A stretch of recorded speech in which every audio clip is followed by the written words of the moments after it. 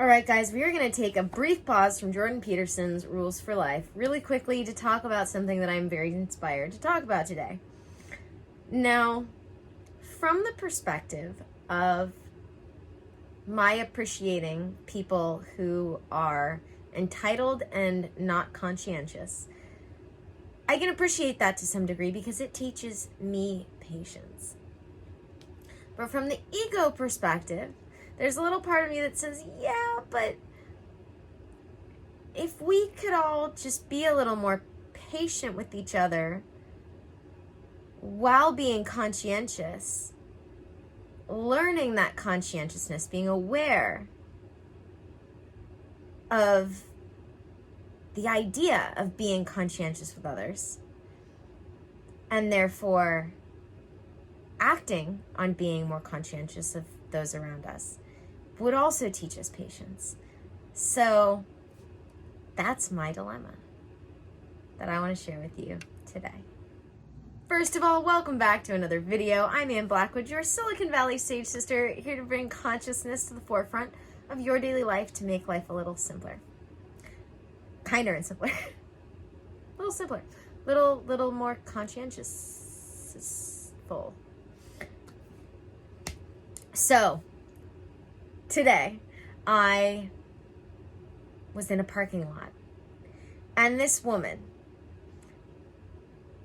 just reeked of entitlement and a lack of conscientiousness and a lack of awareness for or courtesy or care for the people around her. I can't say that she didn't know I was there because I'm not sure. I do know at what point she decided to acknowledge my presence, but I don't know at what point she actually noticed I was there. So I can't necessarily say that she wasn't aware that I was there. What I can say is whether or not she was aware that I was there.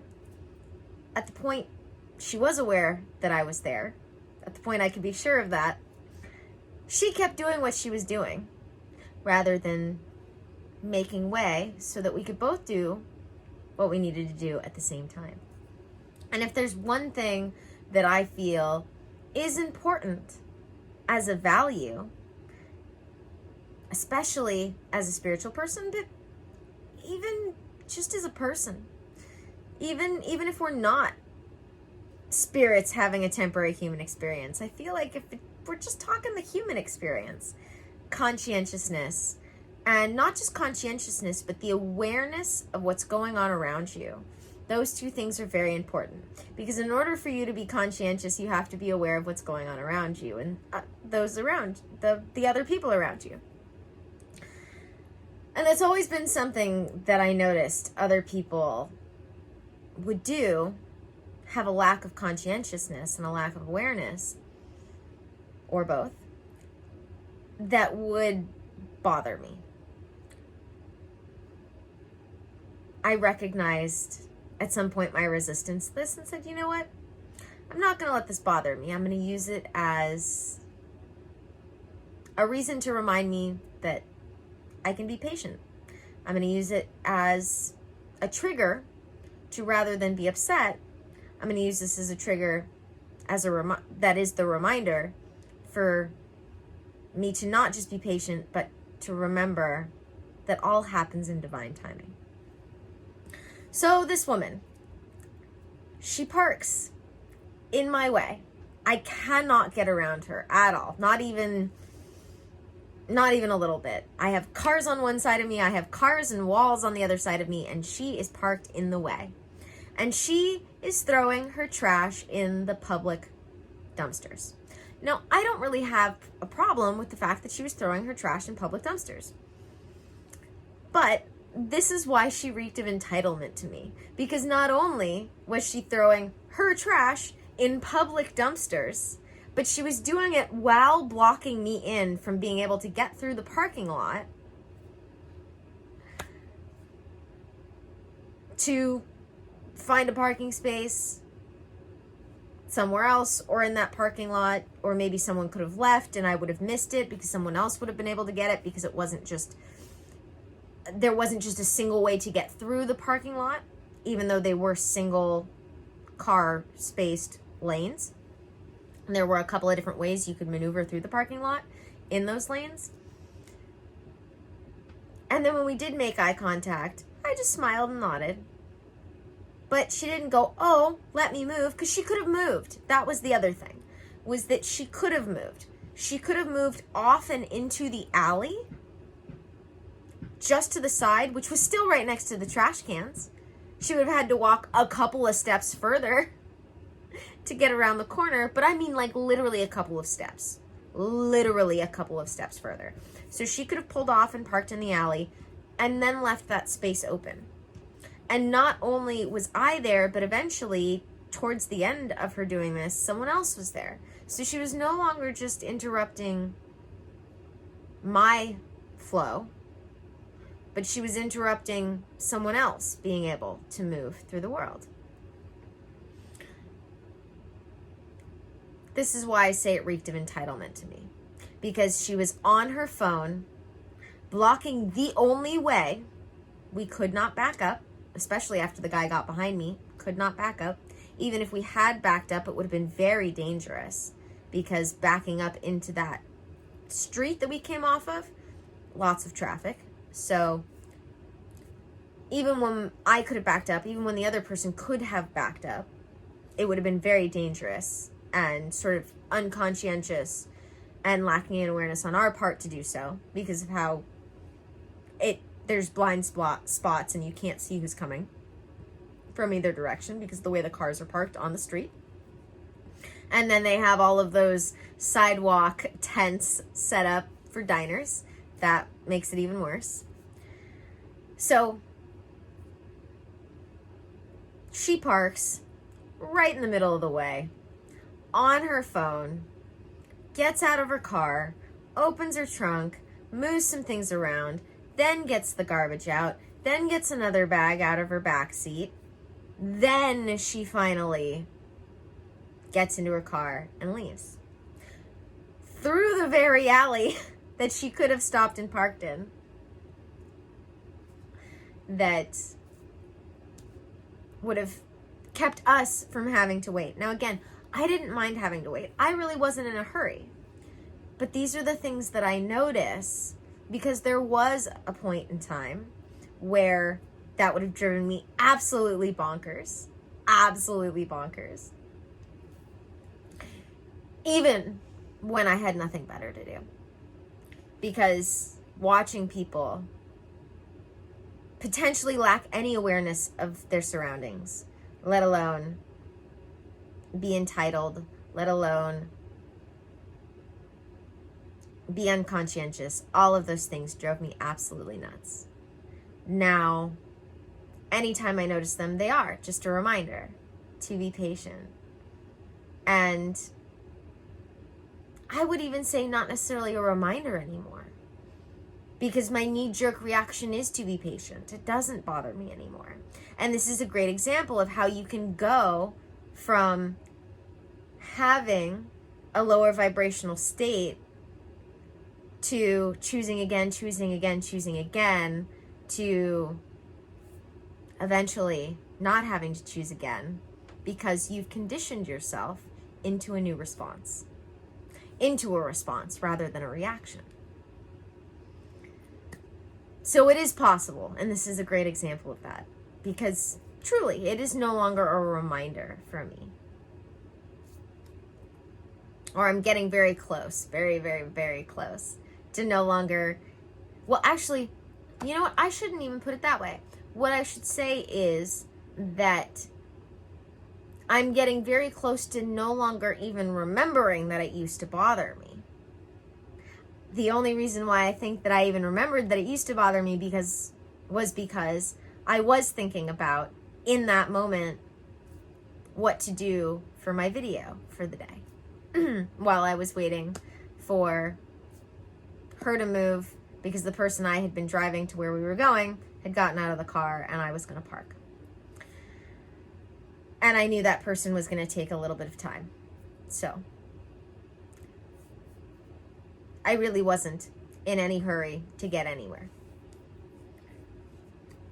And the only reason why I even thought about it was because of the fact that I had nowhere to go. And so I was thinking about, when I get home, I need to do my video for the day, which rule for life am I going to do? And then I started watching this happen and going, this used to really bother me, but it doesn't at all. That would be something really great to talk about.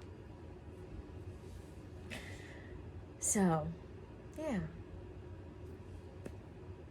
I think if there's one skill that we can develop, despite the fact that, especially as someone coming from a spiritual perspective, I recognize that everything is perfect in its own way, that we could all benefit from learning to be more aware of our surroundings and those around us. And that we could then, with that, develop a little more courtesy and conscientiousness for those around us.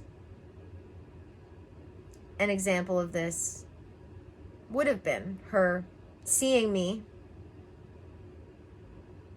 Well, really an example of this would have been her, whether or not I was there, looking around and saying, this is a bad place for me to park, but I can park right there in this other spot. That's an example of being aware of your surroundings.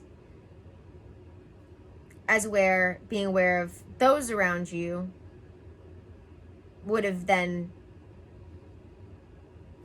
been at that other moment, rather than starting a little sooner, her noticing I was there and being like, you know what, I should go park over here. When we can do this, we not only make the world better for ourselves, but we make the world better for others. And we do make it better for ourselves, because the more we can develop a conscientiousness for others, the more we can develop an awareness of our surroundings, the better we are for ourselves and not just for others. Truly.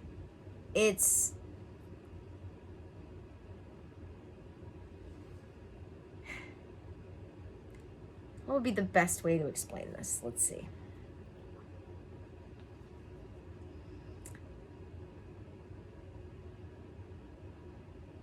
By developing that awareness of our surroundings, by developing the awareness of others and the conscientiousness for others,